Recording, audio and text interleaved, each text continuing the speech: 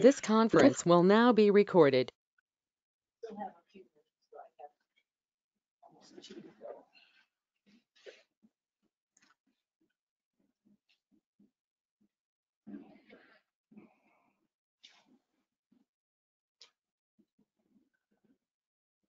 All the old guys are here today.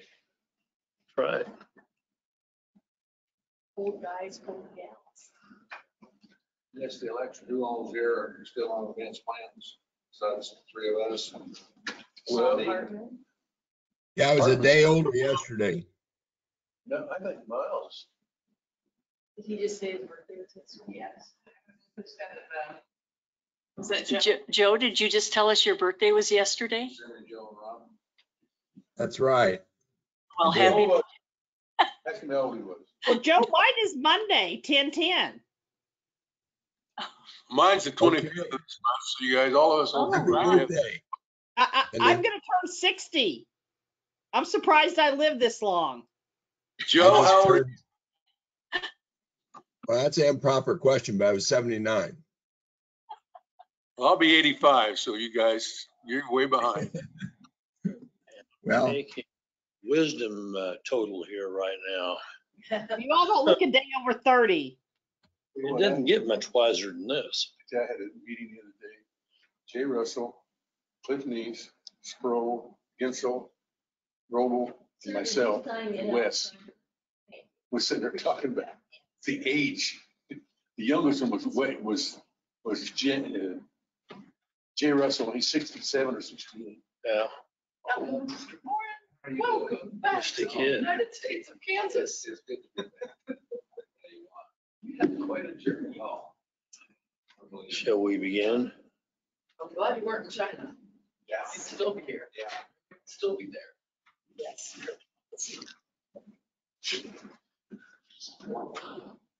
Welcome to the advanced plans meeting today. I think we'll go ahead and get things kicked off. Can we have the public announcement?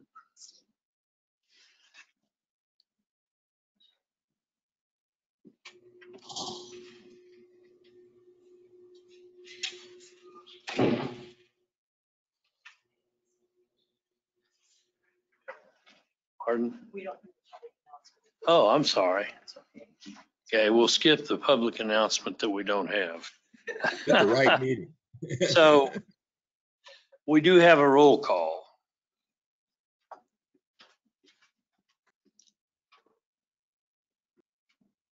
Ann Fox.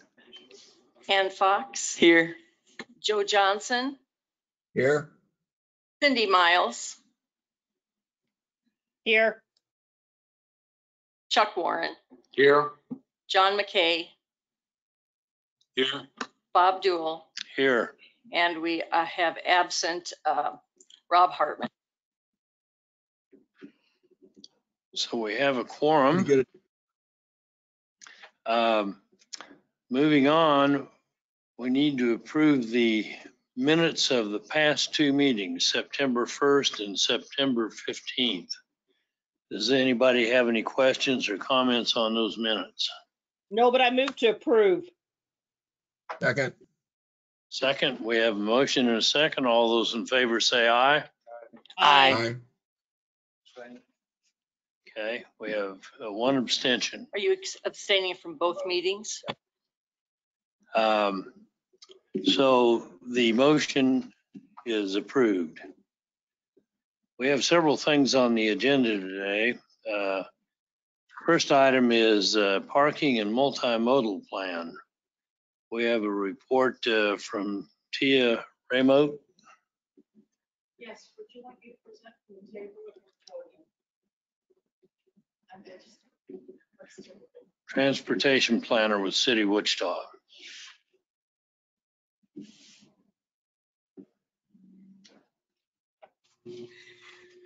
Hello. Thank you for having me back. I am here today with Mallory Baker, who is at the center and top of your screen. She is with Walker Consultants. And this is a plan that we have inherited from Mr. Wadle. Not really Mr. Wadle, but it's some of his work product. from 2018. Again, similar to the Downtown Streets Plan, this plan was put on hiatus in 2020 with COVID. And there's a lot of good policy inside this plan. It addresses how we manage parking and the downtown streetscape and adapt to the new technologies and things that are out there that we could be taking advantage of. It really is a policy document, and even though the data that it's based on is back in 2018, it's still very viable in terms of offering us a framework for looking at downtown streets and parking. So I want to thank you, and we'll go ahead to the next slide. Today's agenda, I'm here to just, with Mallory, to simply refresh you about the plan. The downtown parking plan, again, began in 2018. Walker Consultants and Mallory was on board for the entire duration of that effort. Did a tremendous amount of outreach, and it sets up a framework for how we manage downtown parking. Today we're going to cover the parking plan and the contents of it, and Mallory will cover the processes and the policies within the plan. We're going to cover the planning context, core challenges, the vision statement of the plan, strategies, and remind you of what the community engagement looked like back then.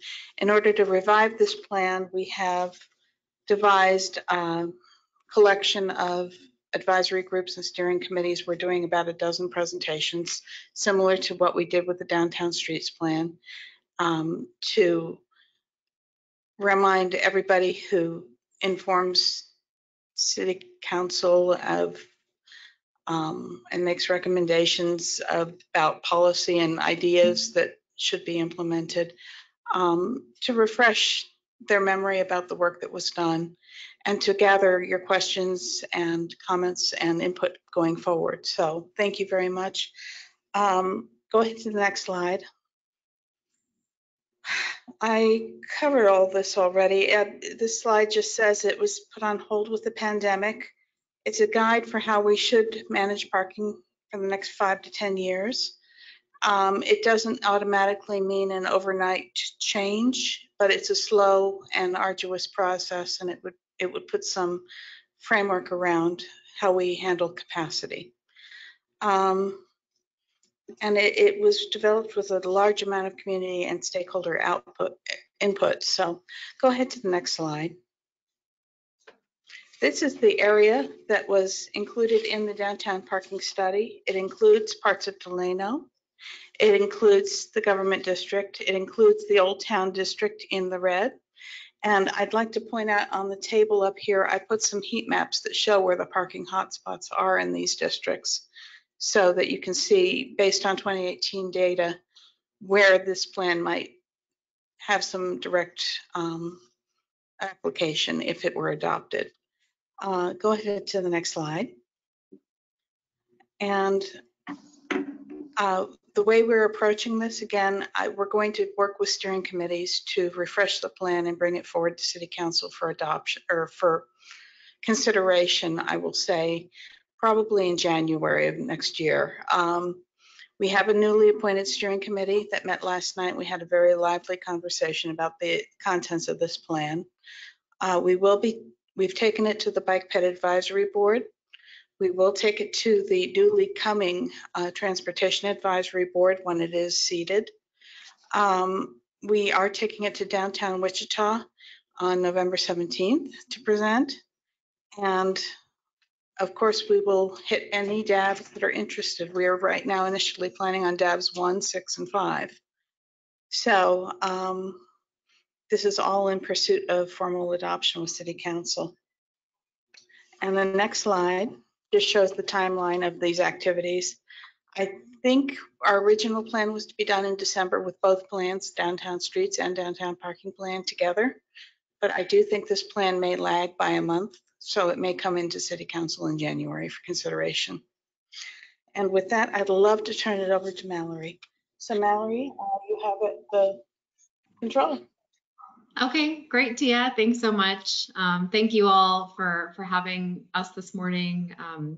We're grateful that you're dedicating your time and energy to this important topic. My name is Mallory Baker. I'm a senior consultant with Walker. I worked on the original development of this plan back in 2018 through just the beginning of 2020, just before the COVID-19 pandemic hit and really slowed things down on our end. So I'm grateful to be involved in this plan again and carrying it forward. If we could move on to the next slide, we can talk a little bit about the context, the kind of foundation on top of which this plan is built.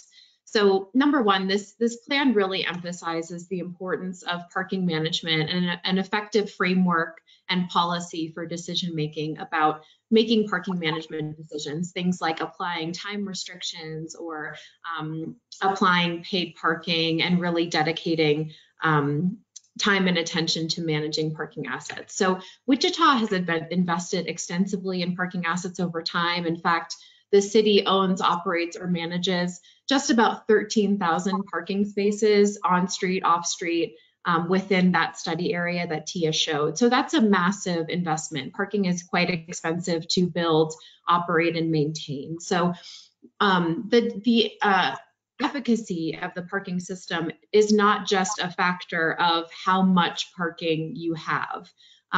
You really need to actively manage parking in order to get bang for your buck, in order to get an effective return on investment. So when parking is managed inactively or ineffectively, which is really kind of the situation that we have currently in Wichita, you have major detriments to user experience, the ability of Wichitans to get around effectively. You have concentrations of demand hotspots where it's difficult to find parking and you have user frustration, which I'm sure we've all experienced. You also have detriments to economic vitality and vibrancy. You have detriments to the multimodal framework. We know that Wichita is trying to advance bicycle and pedestrian infrastructure improvements, which can be difficult if parking is not actively managed. And finally, an inactive parking management framework really leads to long-term detriments to the health, the financial health of the city of Wichita. So right now, the city of Wichita is paying quite a lot for parking assets, which are not really resulting in a return on that investment for the community. So with this plan, we really want to help advance these goals, help really get parking management into shape so that we can advance really the goals that the city has espoused for itself, the effective maintenance of infrastructure, the attention to economic vitality and vibrancy, quality of life, and long-term sustainability for the city. So we can move on to the next slide.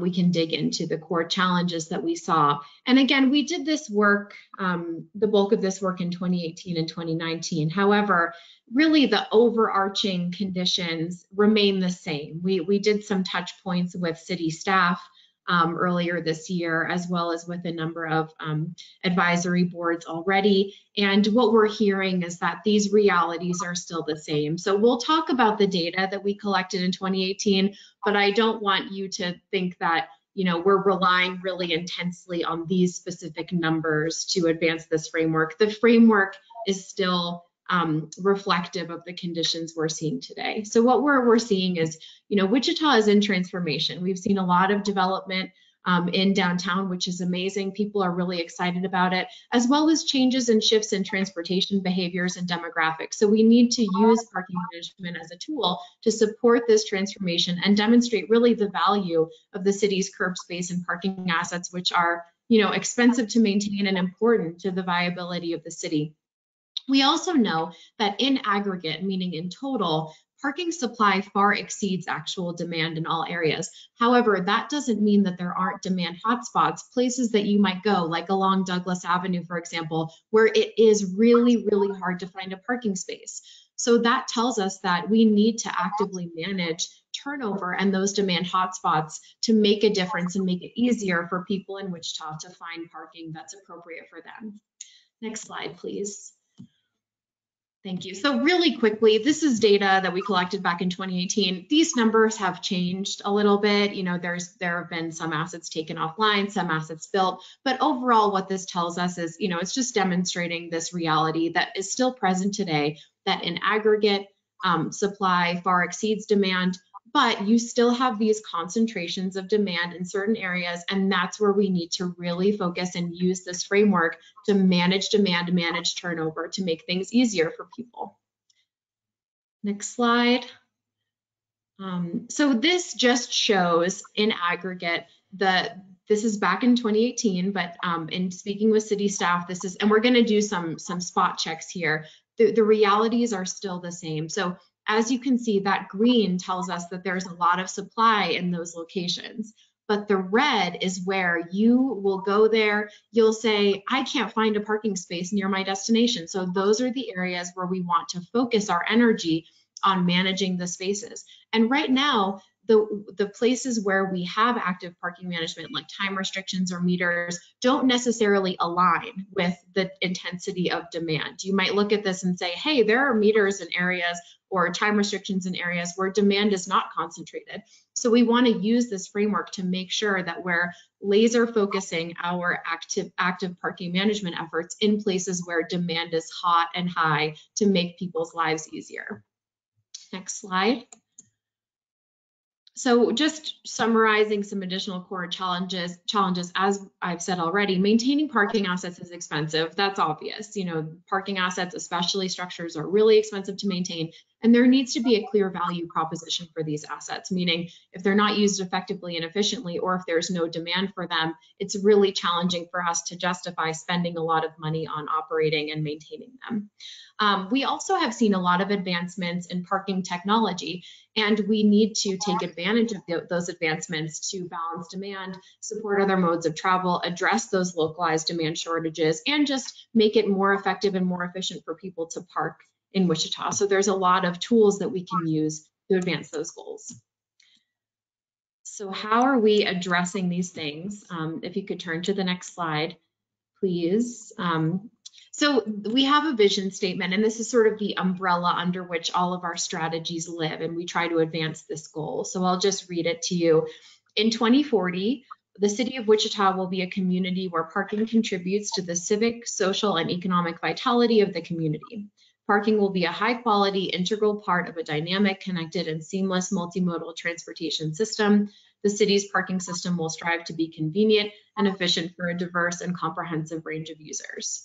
So again, how are we achieving that goal? It's through these specific strategies. So if you could move to the next slide, we have 3 buckets under which these strategies fall. So the first is parking management. So this is really focused on the user experience, the front end of the parking management framework. So strategy number 1, we want to leverage those changes and use those changes and advancements in technology to improve the customer experience. So those are things like using tools like trip planning applications and credit card payment options, mobile payment options, if there are meters and if there is paid parking, to make the user comfortable, make it easier and friendly and pleasant for the user to use our parking system. The second strategy is to improve parking enforcement operations. So right now, there's a very light touch with parking enforcement, and the parking enforcement tends to be concentrated in certain areas. There's low staffing available for parking enforcement currently. So we want to optimize enforcement operations. So again, we can use enforcement to concentrate in those areas where there are localized shortages to encourage turnover and make it easier for people to park there. And finally, address parking shortages strategically by linking applicable restrictions to occupancy levels. So this strategy really sets up a framework for staff to go out, collect occupancy data on a regular basis, and then make decisions. And we have a decision tree that shows when occupancy hits this point, then you make this choice about a restriction. When it hits this point, then you might look to paid parking. And it's sort of a graduated strategy. If demand is quite low, you might in fact remove restrictions or remove meters because the demand is too low to justify having those intense restrictions. So it's again, really focusing our energy and our efforts in areas where you have demand shortages rather than having this inefficient work that we're doing currently. Next slide, please. So the second bucket is focused on the back end of parking management. So this is really thinking about the organization, the administration, and the long-term financial health of the parking and multimodal system. Next slide. So the three strategies that we have here are, one, making the transportation functions that the city works on more concentrated and reducing duplicative efforts. So right now we have, the city has in the long term been consolidating all the transportation and parking functions into a single department, but there are still some activities that happen in other departments, and that means duplication of effort and a lack of efficiency. So we want to just continue to get everything under the guise of one department. The second and third strategies focus on reducing the subsidies that are generated by the general fund that go to the parking and multimodal fund. So these really focus on getting the parking and multimodal fund in a place where it's self-sustaining, where the revenues that it generates can pay for regular operations, as well as regular annual repairs and maintenance of parking assets, which currently draw from the general fund. Next slide.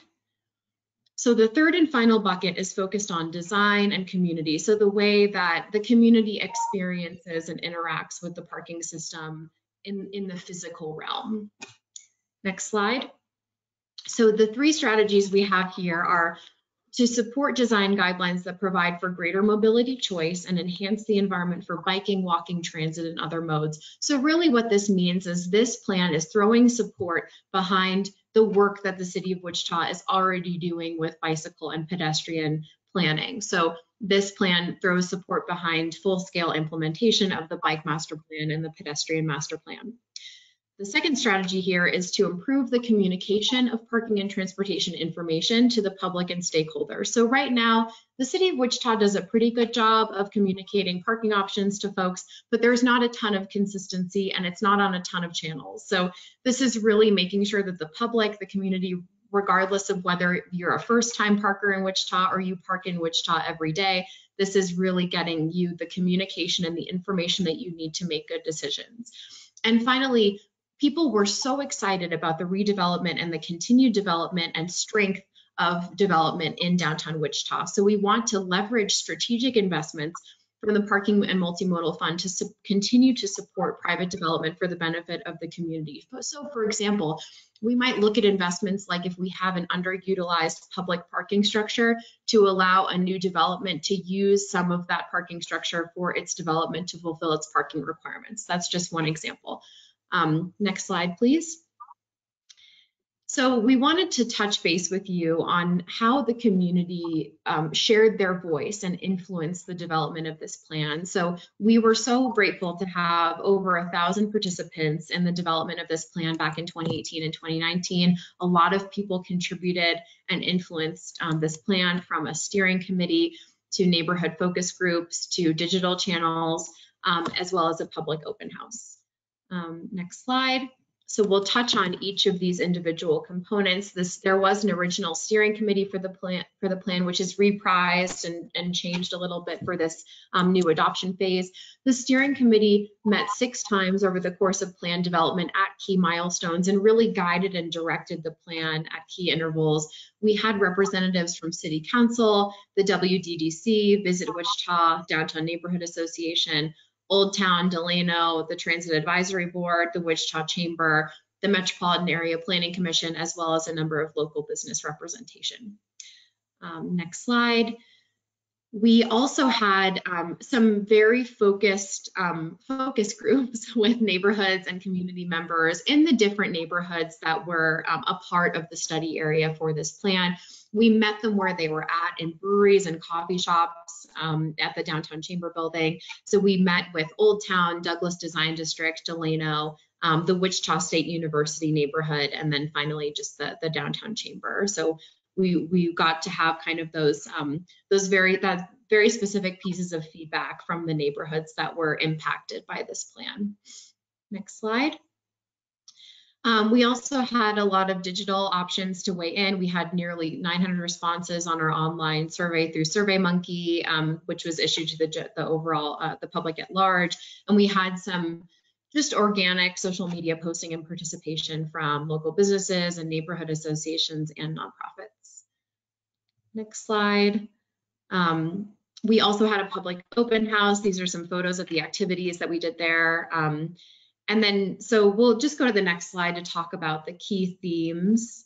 So really the overarching, we heard a lot of feedback from the community, but really most of the feedback fell into these buckets. So the key themes from our conversations were invest more in existing physical parking infrastructure. So there was a frustration with the lack of investment in the existing parking assets that we have in Wichita. Some of them are chronically underutilized, and some of them are just, it's hard for people to park there because of they're in disrepair. So that really tells us that we need enough financial viability and sustainability of the parking and multimodal fund to make those investments on a regular basis.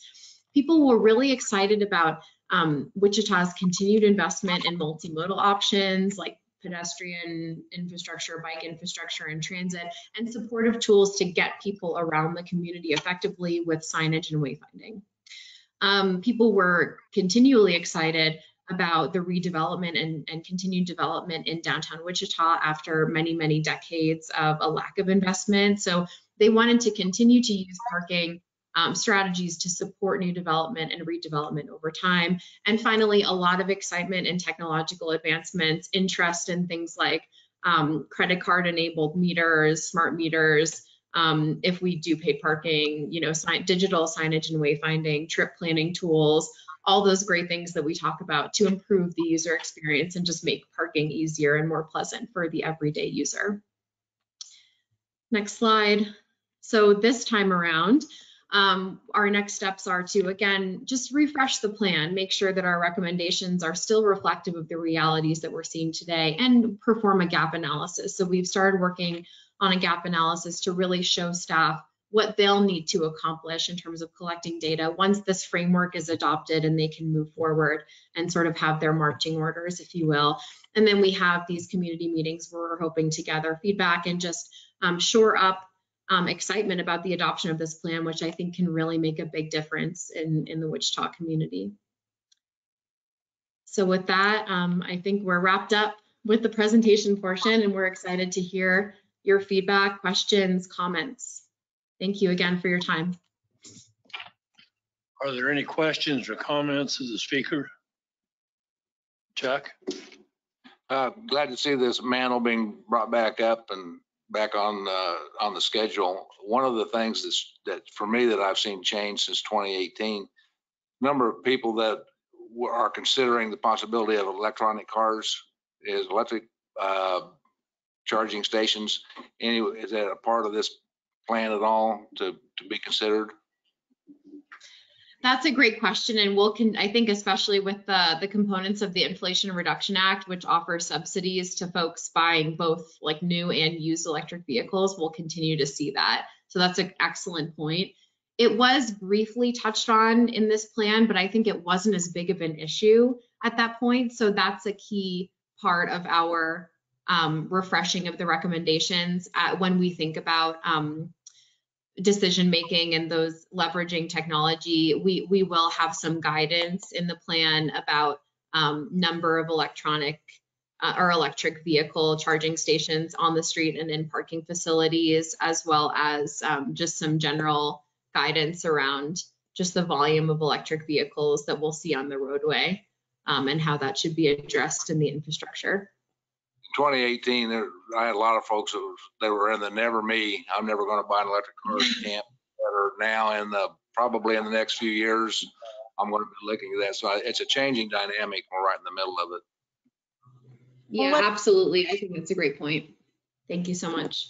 I'd like to point out what this plan really does. If it garners an endorsement from City Council, it will open up the door of possibility for other things to be explored by staff, i.e. technology, or like you said, electric charging stations, or policies that might shape how rideshare shares our street and parks itself. I know in Old Town we've had a few problems with rideshare drivers parking themselves in very strange places. So yes, I think there's a lot. This is a first step, if you will, because there's a lot of other policy things that could cascade from the big ideas in this plan. Thanks, Tia. Are there any other questions? I've got a couple of quick things. Early on, you said that there were 13,000 spaces that the city is responsible for. Is that in the downtown area or throughout the whole city? That's in the entirety of the study area that was included for this plan. Could we throw that back up? I think it's like this third slide. And just so you know, that is inclusive of on-street spaces as well. So that includes not just structures and lots, but also the right-of-way, the amount of inventory that we have on street in the right-of-way in that entire study area. This is the study area. And in our presentation, Ty-Ben, I don't know if that helps you. It's the slide without words on it. Yeah, no, this is fine too, but the study area is the boundary under which those 13,000 spaces roughly fall. So does it include private parking garages and lots? No. Okay, just what the city manages. Exactly. Yeah, just what's public, and it might not even be like when we think of management, it's like actively manages. This is just, you know, Wichita owns it, and Sure. It's under the guise of Wichita. Do you have a count of how many parking meters there are? We do in the plan, I believe. I'm not sure off the top of my head, but I can get that number for you. And Tia, you might know as well. It's roughly 800 meters currently. We've been removing some meters downtown in the last year. Mm-hmm. Yeah. So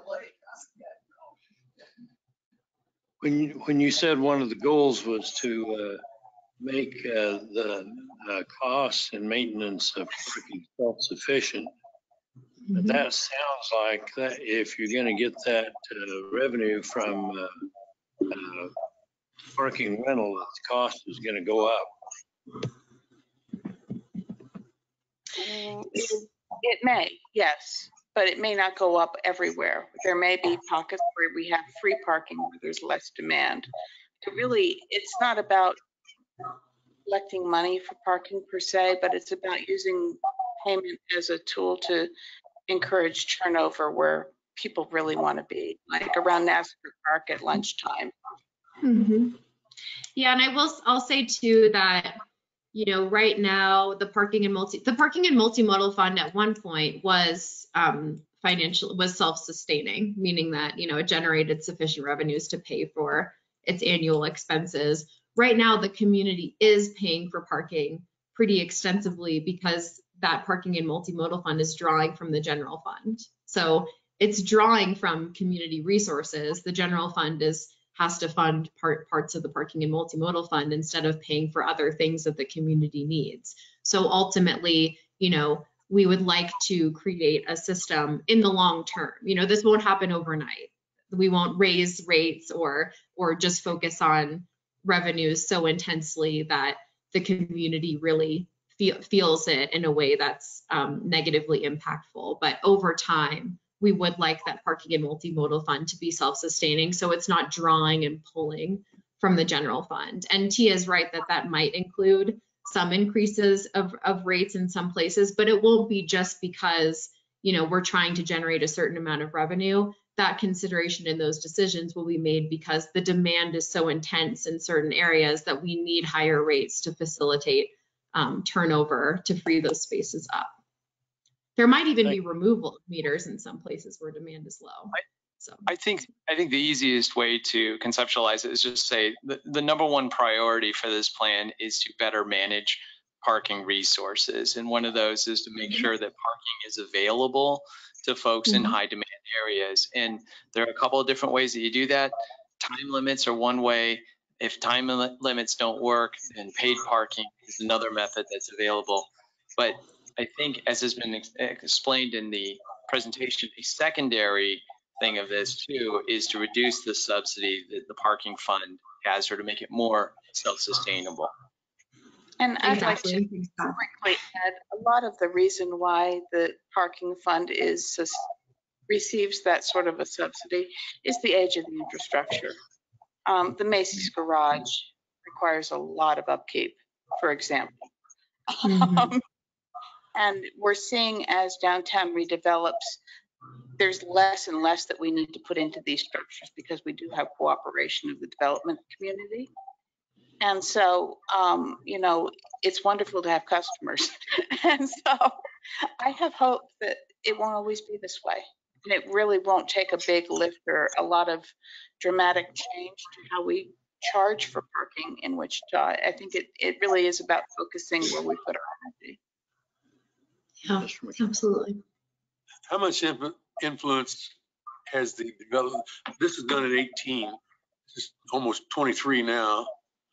And I know the Old Town area around the arena, where my office is at, and everything, it's really changed in the last 3 to 4 years.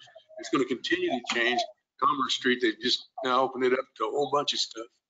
And that's going to have the effects. There's a lot of parking area, private parking areas around there, but there's not hardly any public.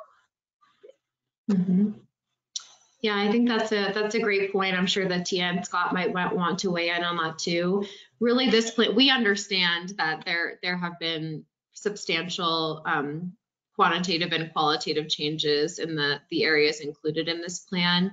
However, this document is really, as Tia mentioned, kind of a framework for decision making. Once this framework is adopted, there will be data that needs to be collected and things like that to actually make those decisions on the ground. But this plan is sorry, I think we're the size of ants on your screen, but I think Scott's jumping up and down, wishing to. Okay, Scott, go ahead. I think, Mallory, I think you are right on. I think as there's more development downtown, it increases the pressure for better management of the parking resources that are available under the city. And so we see additional demand for on-street parking. We see additional demand for garages. And part of our challenge is that it's not always feasible to build more parking. In fact, it's very expensive to have parking. And we have parking that may be a block away from a destination that's not being utilized, and yet we have parking right in front of the door that is completely occupied and cannot be gotten to in an 8-hour window. So how do we manage our resources to help balance what the ease and convenience with the value of the parking space? Mm-hmm. So the reason why I use that as an example is because, you know, long range planning about the Delano, where they're going to move the TPA over to the west side of town. So that's going to create a whole different atmosphere there as far as traffic's concerned and everything. And I think Delano is an excellent example because, you know, before it was redone with the roundabout and reducing the lanes, you know, I don't know that parking was ever an issue, but over the years, as that has been redone and more shops have opened up, and then the stadium, we've seen parking demand really just continue to increase year over year, I would imagine. At least our statistics show that, especially during lunch, it's difficult to find a parking space, or at least it was. Now, so the first step was to put in time-limited parking in Delano, and I don't know how the results. I haven't seen quantitative data on the results of that, but that is in an effort to help manage that parking and keep. What we don't want to have happen is, you know, the busboy or the waiter or the office worker who's going to be there for 8 hours parking right in front of a retail establishment, because then their customers have difficulty finding parking. So that time management. Yeah. So it's all about managing parking. My favorite conference room is at the Monarch, and they have several spaces that are marked, 2-hour parking, and it's definitely changed my behavior. I know I'll be there more than 2 hours. I just walk a little further, and I don't know what the enforcement is, but it definitely, if you're a law-abiding citizen, impacts your behavior. We have a walking problem, not a parking problem, truly.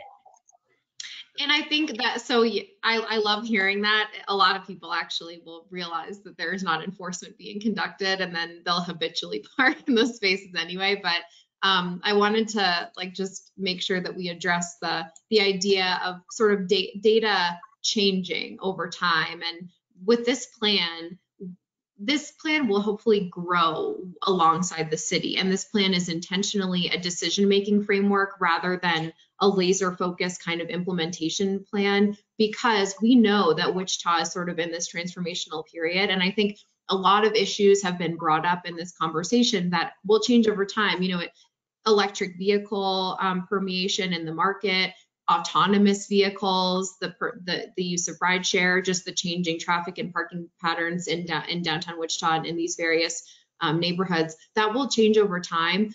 This decision-making framework that the adoption of this plan will allow to occur, that will be flexible enough that it's okay if those things change. We can continue to use this plan as kind of a decision tree. And this plan's adoption will allow, you know, if once Tia and Scott, you know, move to the Caribbean and stop thinking about parking in the next 5 years, right, Tia and Scott? The next city staff that come online and are responsible for these issues will have this plan available to them, so they can say, okay, I know that parking needs are intensifying in Old Town, and so I can use this decision-making framework to make smart decisions with the knowledge that the data and the people will change over time.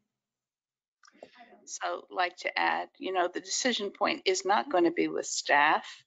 It's going to be with city council. And so what this does, it gives us a set of tools and levers to say, okay, we have a fundamental framework that's adopted, and then we can make proposals to take before city council about making adjustments to the parking system. If there's no further discussion, I'd like to thank you for a very detailed report, and we will receive it and move on to the Wichita Infill Incentive Program. Thank you all so much for your time and contributions today. We really appreciate it.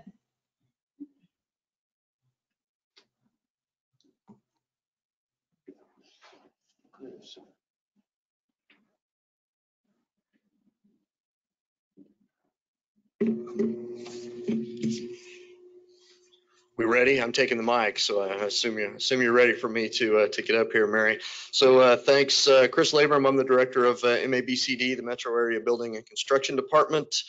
So what I've got today, or will present, is I'm going to go through the slides that Kathy Sexton presented to the City Council for you all, and my assumed involvement in that. I'm going to kind of tell you what I want to tell you about those. What the intent of the slide was with the City Council, and then, you know, a little bit of probably what's more pertinent to you all there. So definitely stop me if you've got questions on that as we go. I'm going to, given again your involvement, or at least what I assume and know of that, I'm going to try to kind of bottom line it and then get to your questions best I can here. So am I advancing slides? Okay.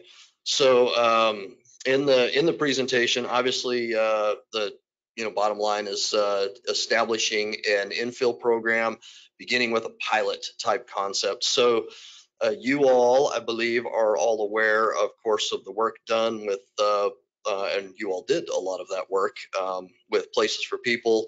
A lot of the discussion that took place there to include defining areas, the areas within our established central zone, a central area of the city, as kind of where they fall. So to give you a little background here, there was quite a bit of discussion about whether to include the entire ECA or to begin with just the formative areas. The decision based on a few different factors, a lot of those stats from the housing department, was to begin with the formative areas and see kind of where that takes us.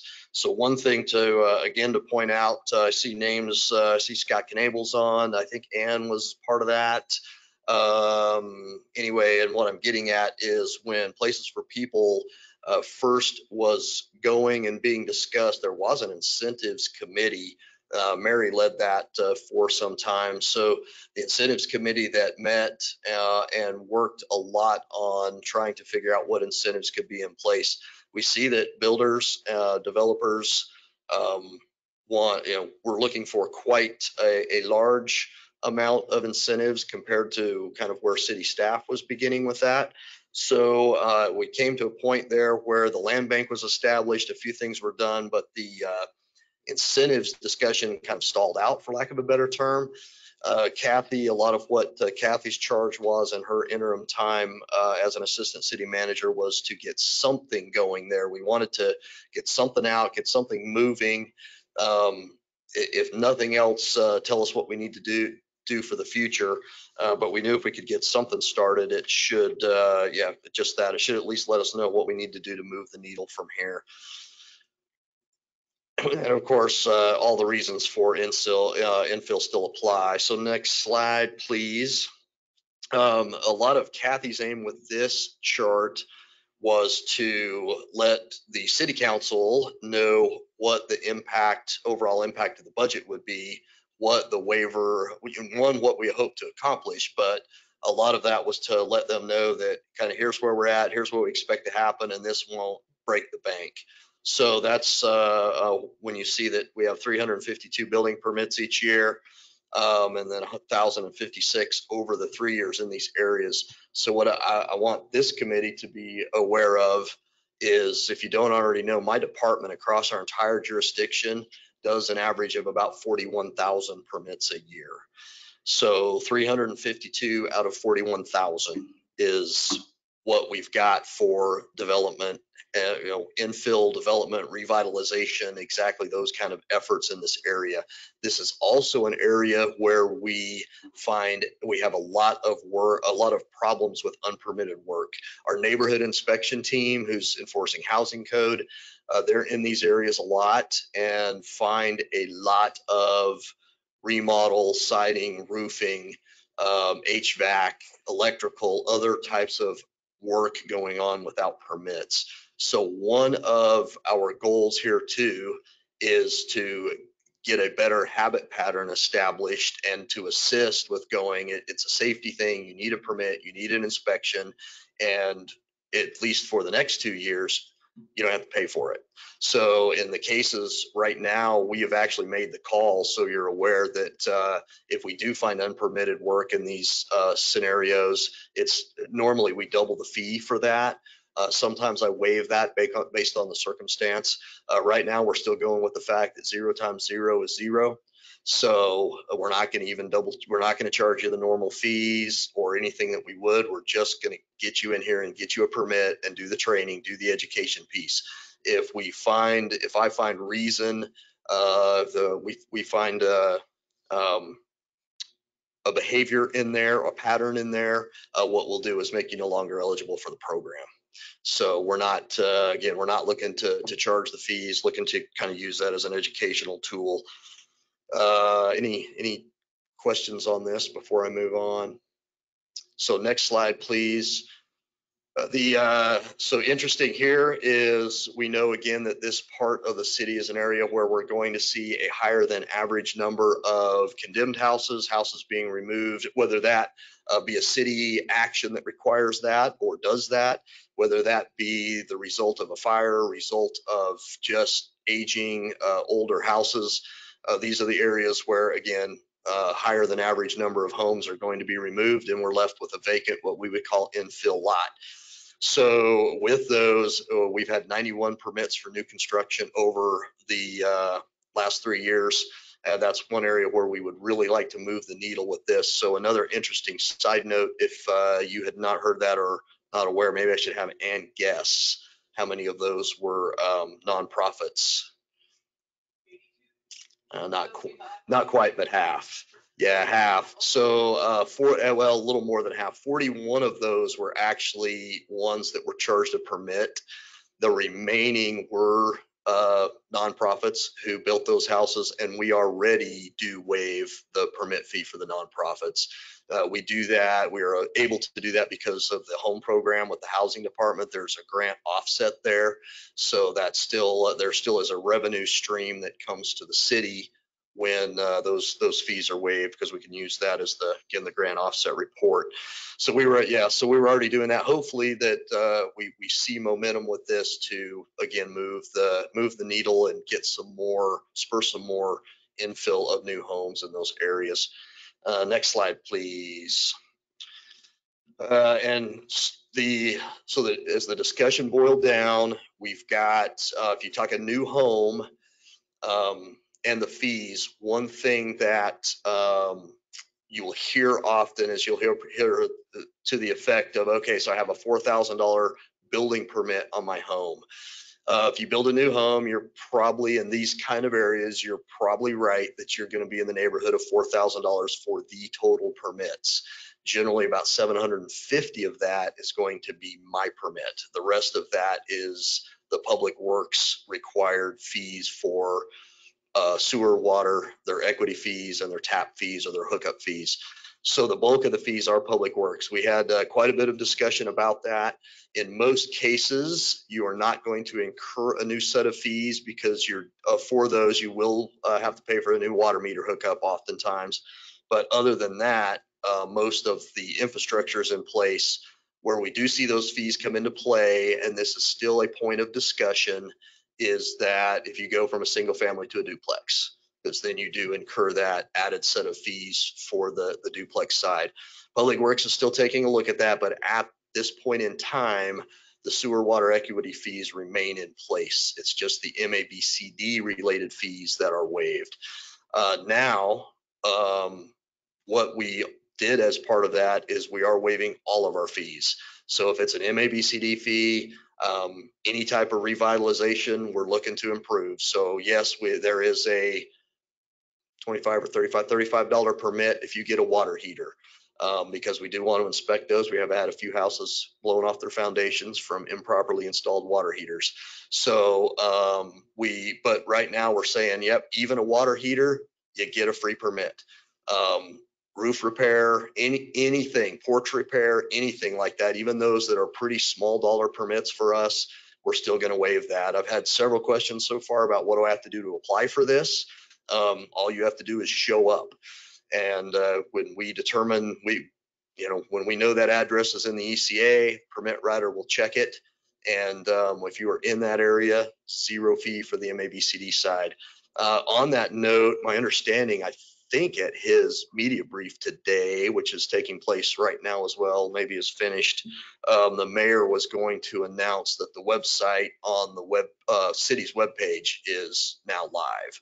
So there is a city webpage that explains the program, and part of that is a map that folks can punch their address in, and it will let you know if you are eligible, if you're in that area or not.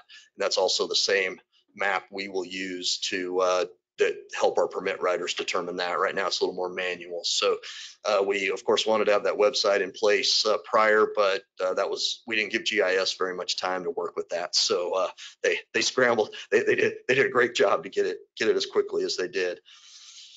One other aspect. Oh yes, before I forget. So we said all residential. So if it provides a residence, then we are waiving a fee. So there's some confusion in the community. I know some people, there was a little bit of angst in social media because you hear the term commercial. By my code, if it's one or two family, single house or a duplex, it is handled within the residential code. If it is 3 or more family, it's handled by the commercial building code. So when we say commercial versus residential, in my world, that's based on the size, but it's still a residence. So in that case, it's a commercial residence versus a residential residence, if that, hopefully that makes sense. So all are still eligible for the fees. Now, what I can't do is if someone comes in and decides to build a high-rise apartment complex, which has a lot of inspections to include a big plan review and would probably normally come with a neighborhood of $30,000 in fees for my department, I can't waive that right now as part of this. So we did cap those, that if it's a commercial project, we're going to cap it at $10,000 in total fee waivers. Still, though, if you're talking a triplex, a fourplex, highly unlikely that they're going to still trip that $10,000. So you're really not going to get into that unless we see a full renovation of a high rise or a full apartment complex being developed. That's the point that you would exceed that $10,000 in fees. And again, we're emphasizing that all permits are still required, all inspections are still required, and there's no reason not to get it because you don't have to pay for it. It was stipulated, this was requested from a few agencies in the city, that we ensure folks are current on the real estate taxes and their specials, so we will be doing that. Now, truth in lending here, be careful how much I throw this out. It's very hard for my staff to do that. The resources we have to do that are a little time intensive. So we're going to check the best we can. We're going to take your word for it, and the Register of Deeds will be doing a check for us on a monthly basis. If we find people who are not current but still getting free permits, we'll be notifying them. And again, then at that point, we'll know they're ineligible for the program until they kind of take care of that. One tool we would have there would be to, within reason, hold up occupancy, i.e. the final inspection on those permits, until we at least have a plan to pay some taxes. All right, next slide, please.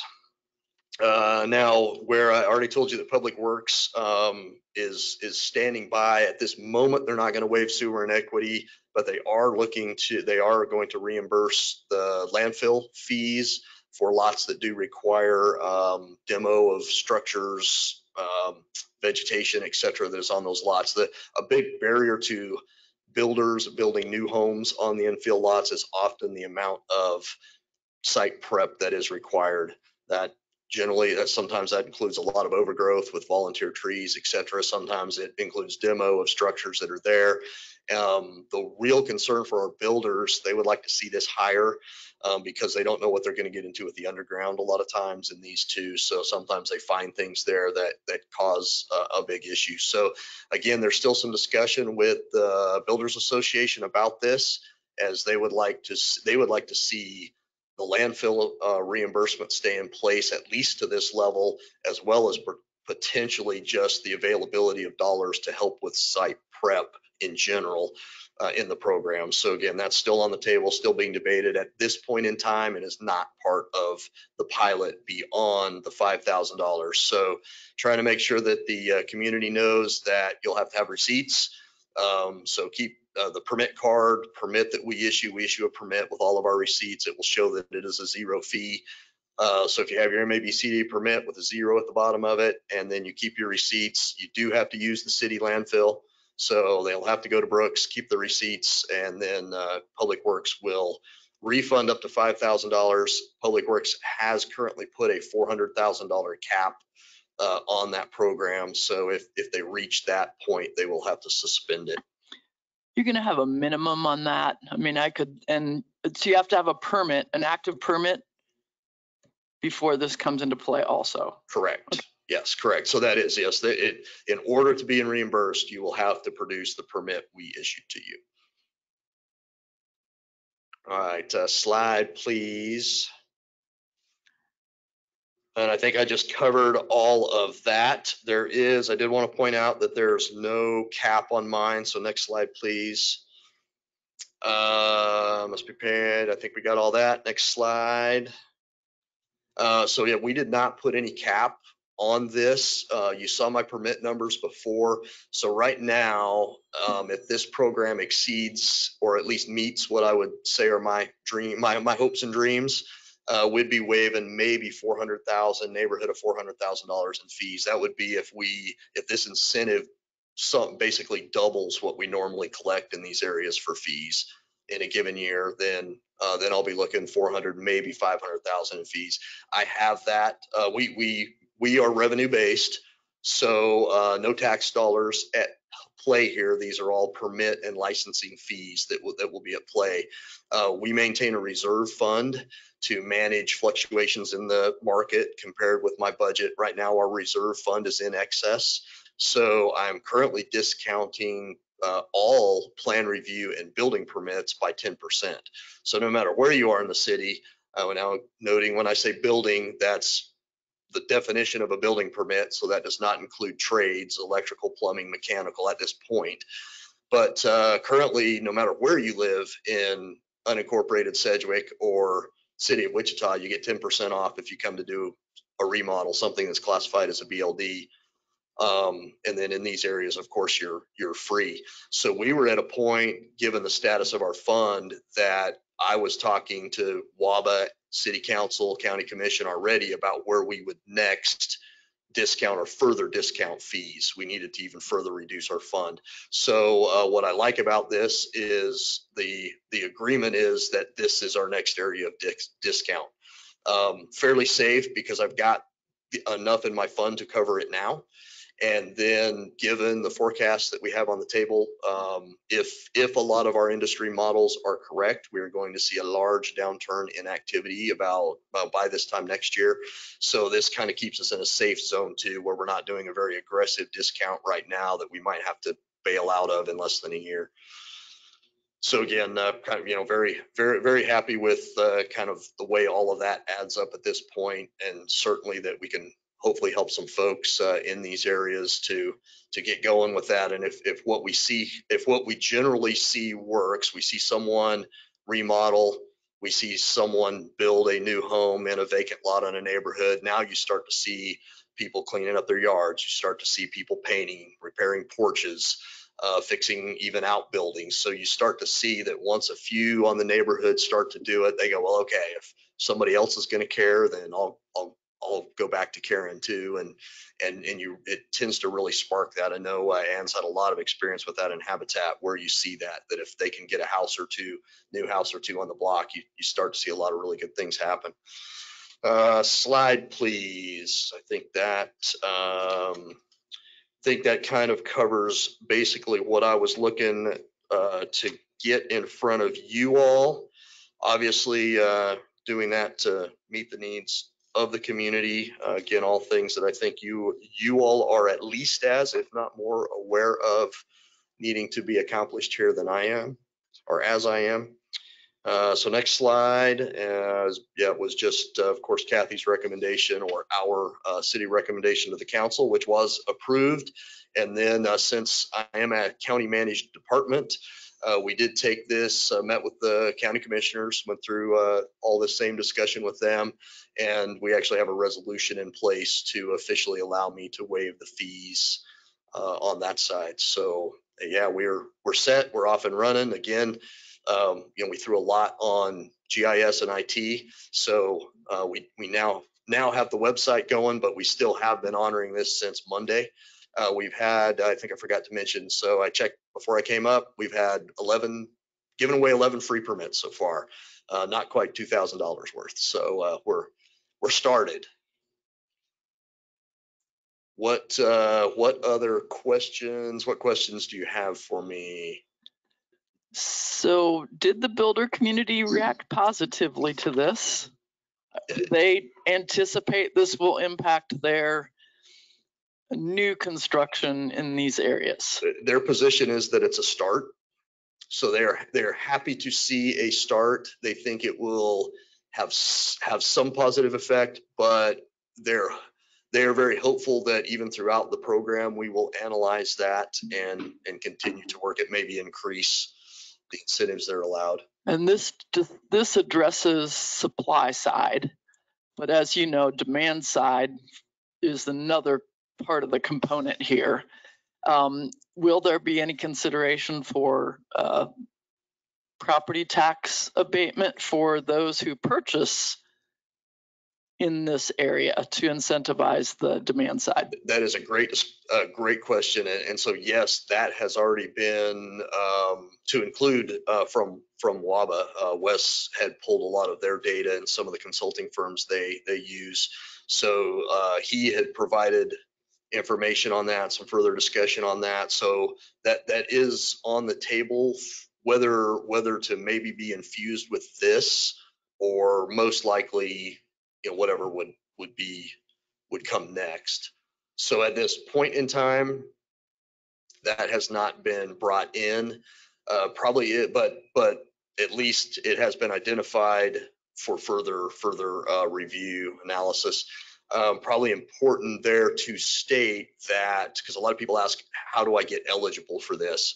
Well, eligibility is just decide you want a permit, as I said before, but also you may be eligible for other programs if you're doing things that are covered by other housing grant, Affordable Housing Act, incentive type programs. Not only would you still be eligible for those, but we're going to try to remind you of some you may be eligible for when you come to get your permit. And again, from what I saw anyway, there was some concern about that. Well, hey, you're adding this on, and my answer was exactly, that's kind of the point. I think a lot of that concern was because they thought we were giving away permits to anyone. Since the word commercial does get used in there. So I'm trying to be clear and make sure that in any community engagement that we're defining, this is residents providing a residence. Some of those are commercial buildings that provide a residence. This has nothing to do with retail or any other type of commercial operation. Chris? Yes, sir. The anticipation, I guess what I'm going to, private industry subject to nonprofits utilizing of this program. I know it's just getting started, but what's the anticipation, the percentage wise, nonprofits? If you do 1,000 permit reductions, is it going to be 50-50, 45-30? Well, since that's where we're at now, we're at about 50-50 now.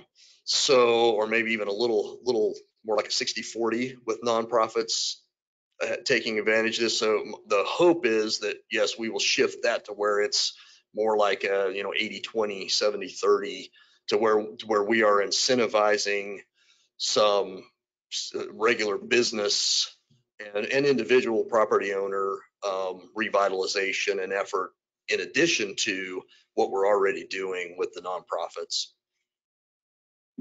Does that answer your question, John? Okay, thanks, sir. Are there any more questions? No, but this is Joe Johnson. Chris, thank you very much. It sounds like Christmas came early. It's For some it did, sir. It's good to see you. Good to see you, sir. All right. Yeah, I just want to clarify, the pilot program is what, for 2 years? 2 years? Correct. And it's only these areas that were defined as formative areas at this time for this 2-year period. Yep, that is correct. Okay. Just those highlighted areas. And I did, I don't know who all got those, or I don't know if they're where you would want to pull them up on the computer. There were a few additional maps that kind of detail that a little more in our permit activity in those areas, if anyone's interested further in those. So I just wanted to provide those. And Mary's got copies if anybody wants them. So just wanted to provide those in case you had further questions there. So they are available. Thank you, Chris, for this update. Appreciate it very much. All right. Appreciate you all. Thank you for your time and your service. Mary, you are up next with notification practices for zoning cases.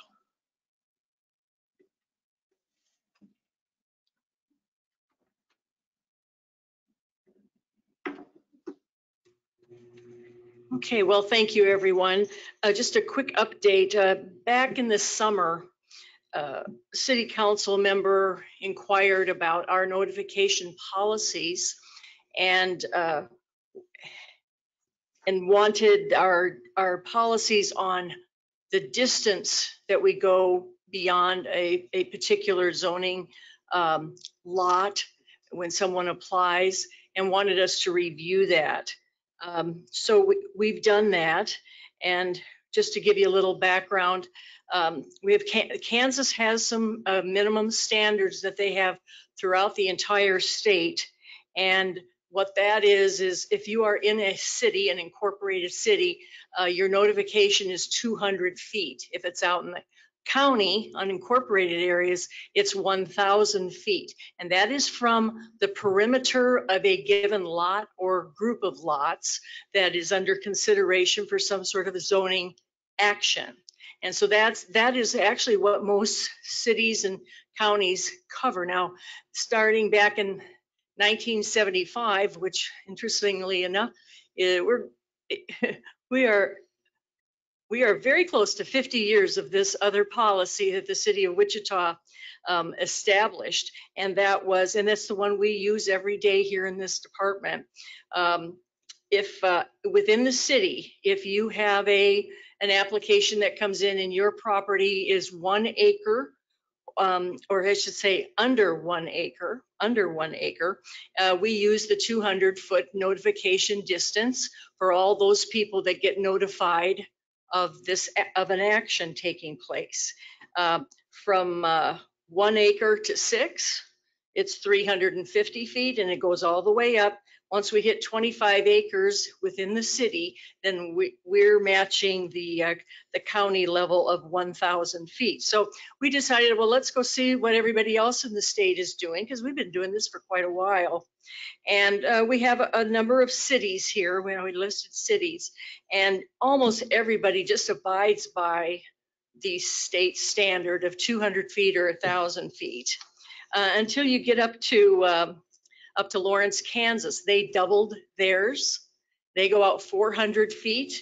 And of course, the further out you go, the more expensive it is for the person who is going to the title company asking for a list of addresses, and they tell them, give me 400 feet from the perimeter of my property and give me those names.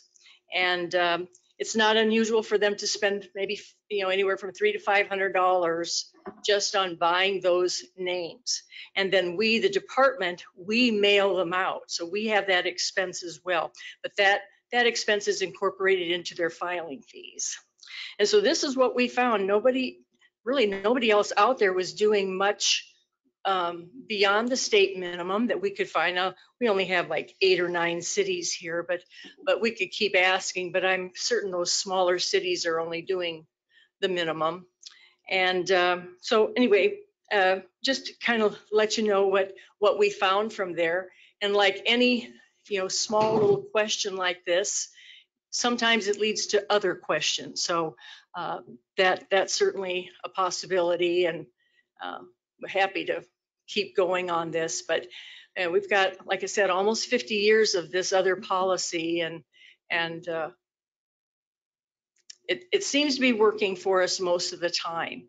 Anecdotally, I'll just say the 200-foot notification area, I think, is what gets the comments from time to time when somebody says, I wasn't notified. And because 200 feet in a city isn't really that far. And but I think the other ones that go out further and further and further because they have a larger and larger piece of property, I don't think that's where we normally get the kind of questions or comments. But again, that's anecdotally, that's not without really keeping track of who's making those comments on a given case, or what the distance, notification distance was on that particular case. So any questions here? Go ahead, Mr. McKay. Mary, do we have any way of keeping track? We sit here, planning commission, and listen to people talk about this is going to affect the value of my property, and they live 3 blocks away. Is there any way we keep track of, or we can keep track of those people to know? Because we had one a couple of weeks ago. It was controversial, and there's only 2 people of the 7 or 8 people that talked. It was even in a notification area, and we had one guy that went out with all the neighbors around and stirred them all up. He even testified on 3 different cases that day about, and he wasn't even close to 2 of the cases. So do we keep track of that, or do we have? No, that's why my comment was anecdotally. If the commission believes that that's an important issue for us to be addressing, then that's something that we'll need to discuss and implement a way of doing that consistently. Yeah, but you can implement it, but how are you gonna? You can't. Somebody, you're not within the district. You can't talk. Well, one way that we could follow up with them is that we do keep a list or contact information for anyone who's interested in the case. And if we were to maybe have interns go back and look at a case, they could find out, if it was 2 years ago, let's say it was a case that got approved and so the development's already built, whether it's homes or commercial or whatever it is, and we can look at the contact list and see if there's anyone who's given us an address or somehow indicated that they live outside that protest area, and we could follow up with them and do a survey. I think part of the challenge we'd run into though is just the varied nature of the projects, and that some projects will have a much greater impact, like a cell tower maybe, just because it's taller and more people can see it versus a single house that's getting built. So it'd be a little bit tricky, but it could be something if you all would like to see that done, and if that's a priority, that's something we could look into. I'm not saying it's a priority. I'm just saying that it's a pain below my belt that bothers me. And for example, the one I was referring to about the guy got up and talked on the street. They were going from light industrial ground to residential ground. They bought their house and built their house when they knew the ground next door was industrial, could be a lot worse. And he got people stirred up that was 3/4 of a mile away. That's the only thing. It's not a, I know you can't control it. There's no way you can control it.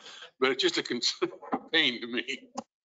Mary, did I understand you correctly that the applicant goes to a title company and gets the names of the people that the notifications are sent out to? That's correct. And Well, they, doesn't that open the possibility that it's not inclusive and you're mailing them out, but you're relying upon somebody else's information to do that?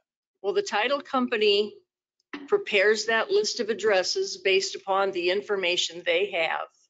And they stamp it and seal it and saying, you know, on that this is the report, so we can see that it's complete. Okay. Now, it is always possible, and it happens, where a notification letter comes back to us is not deliverable from the U.S. Postal Service. Well, if somebody doesn't keep their information up to date, okay, with the county, well, then you're not going to get your mail regarding that property. Well, that is a kind of a quagmire that we have, is that if somebody doesn't keep that information up to date, there's no way for us to determine who has it. But yes, they do. It is part of their application packet. Their packet is not complete until that is provided to us. And then here in-house, we take a look at the legal description that is on that document from the title company, and we verify that they did indeed go 200 feet or 350 feet. Did they catch everything? Did they catch every address? And because sometimes you can go out to the edge and you catch the corner of one lot. They count. That counts. So we verify that before we end up processing the application through to the planner and certainly you folks. Thank you. Does the state statute address that communication's only required to the property owner? Because that's, I think, in the city where you get into trouble. The property owner is different from the occupant because of landlords. That's right. So at this point, the Kansas requirement speaks only to property ownership. That's correct. And if that property owner is an LLC where there's not a person name on the ownership, that's just going to a business address then. That's correct. That's to me another issue because Yes. you don't know who the person behind the LLC is and maybe multiple principals. So that's correct. Any other questions? Thank you for the update, Mary. You're welcome. So I guess, Scott, you are on. Just a second, Bob. Oh, I just like to say, I think we should keep the way it is. And that's if you want to know anything coming from me, I think that's the way we ought to do it, because you run into Pandora's box if you don't. I agree. Scott? Yeah, yes, sir. So a little bit rushed this week and last week have been very busy for us. So a little bit late on getting this out, but we've got a printed version that was distributed at the meeting and then also emailed it out, I believe, to folks just this morning. What you're going to see is, so on page 2, you'll notice our non-subdivision items. So again, these are, this is everything that's not a subdivision case. You can see we've had a huge spike, and that is just the meeting for today. So there's something like 24 items on the agenda for today's meeting, which will be absolutely massive. And I think, we'll see how today goes, and then we can continue having conversations on if you all want to put a cap on the number of items that you as the MAPC will consider at a meeting. But let's see how it goes, I guess, first. But what that spike does to our numbers is it puts us on pace to meet the same amount of cases that we had last year. And all this year, we've been kind of going back and forth with last year's numbers about whether or not we were going to break it. It looks like we're going to come in tied with it. So we're keeping an eye on that. The other thing that comes up then is subdivision items. And subdivision cases, you can see that it goes up and down in terms of the case volume that we've had, but that we have already exceeded last year, and we were at a 5-year high as of the cases that we've received so far today. So we still have more of the year to go before that wraps up. As always, the caveat I've got on here is that this is just the number of plats. This doesn't tell you how many lots, and we need to work on getting that information. And I've been saying that for about 6 months, but we need to work on getting that, because this doesn't tell you whether it's one industrial plat where it's just one big lot, or whether it's a residential subdivision with 100 different lots in it. So we're something we got to work on, but just know that Neil and the crew are staying very busy. Next page then is the table that just shows you how many cases, what type of cases we've gotten in for each of the meetings. And the ones highlighted in yellow are where they exceeded our current plan staff capacity to handle those cases. So we've had to find alternative methods of getting those done. There's a couple that I didn't highlight, or a few of them. So I'll try and catch that up for the next report. And then on page 5, you can see there's the table, and it gives you the numbers, gives you the average. You can see that our average now, although our case numbers are lower than 2021, that's because it's year to date, and it's actually start of November is really what that should say, not mid-September. But you can see that our case load average, we're at 9.7, and last year we were at 9.4. We ended at 9.4 cases per MAPC meeting, so we're trending up. Let's see, I'll go on to the next page, page 6. These have not changed very much since the last time that you received this information. We currently have the 2 senior planner positions posted. Those are open until filled, so we're waiting to see applications as they come in. The division supervisor, I'm pleased to tell you we had 19 applicants for that position. We've had some really qualified applications come in, and we're in the process of narrowing that down. And then in 2023, of course, we have the 2 associate planner positions that were approved, and so looking forward to the beginning of the year with those. In terms of the items on the next page, I'm going to keep it real brief and just highlight probably the most important thing at this point for me is the short-term rentals is scheduled for a workshop presentation and discussion on October 25th, I believe. It's whatever the workshop date is at the end of October. And what we'll be talking about with the council are different options for changes to the zoning code and licensing changes. And then we'll get a sense, hopefully from them, of what direction would work best for the community. And then we will bring the drafts back to you all to look at and help us get some feedback about the details on that, how we can best accomplish it. So with that, that's kind of the quick overview, and I'll stand for any questions. Scott, going back to page 5, when you're 3 years, we just went out of the last 3 years of probably as much activity as we've had in years in this state, or in this city, let's put it that, or in the county. And right now, I don't know what it is locally, but I imagine it's around 35 to 40% less activity than there was this time last year, let's say, for example. Nationwide, it's over 50% now. So I would suggest that, you said you go to 22, or 22, and you have almost as many as you did in 21. Yeah. We've in the last 6 months have done a complete flip. Interest rates is one, cost of materials, no labor. So I think you're going to see a downturn on that, because that's going to be 6 months to 7 months, 8 months. The development end of it's going to be behind what's really happening. So I it's think we're going to see quite a drop off here. And I'm not doing it to cut your staff back or anything. I'm just saying that we need to take a look at that because we were headed out of the world and then all of a sudden, boom.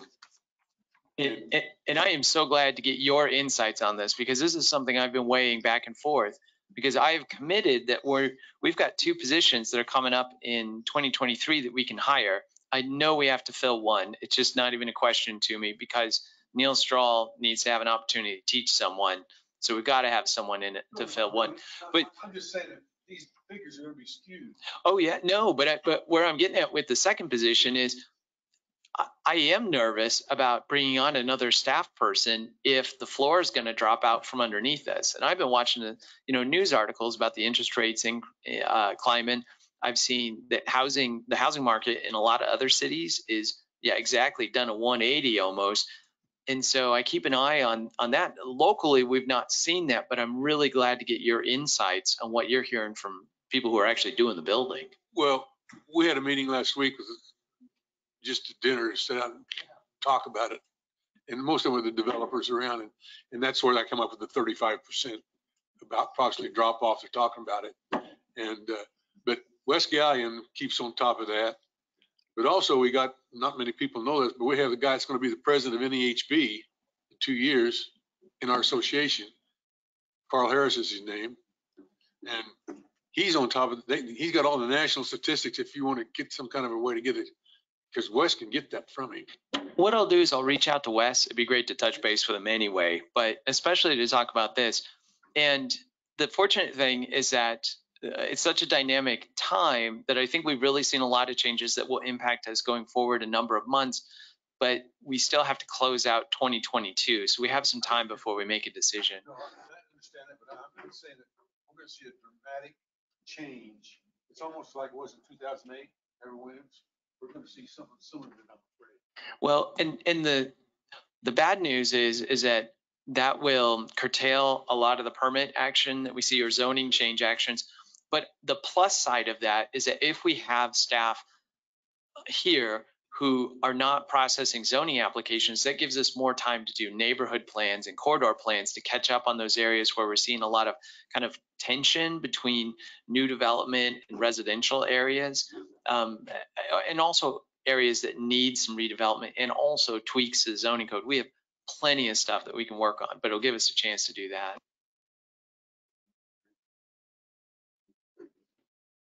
Any other questions? Do we have any other business to bring before the committee today?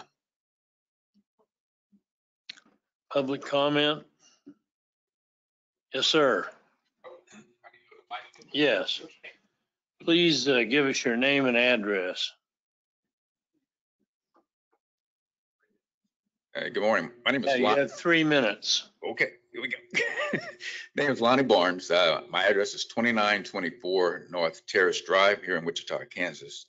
A lot of good discussion, but one thing I wanted to talk to the guy about the incentive for the infill. It's a possible suggestion in this thing in question.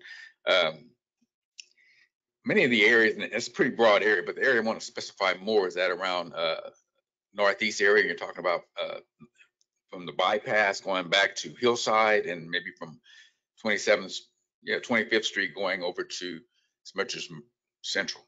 So many of those homes and many of those areas, those neighborhood associations, which used to be homeowners, are now 70 to 80% renters in there.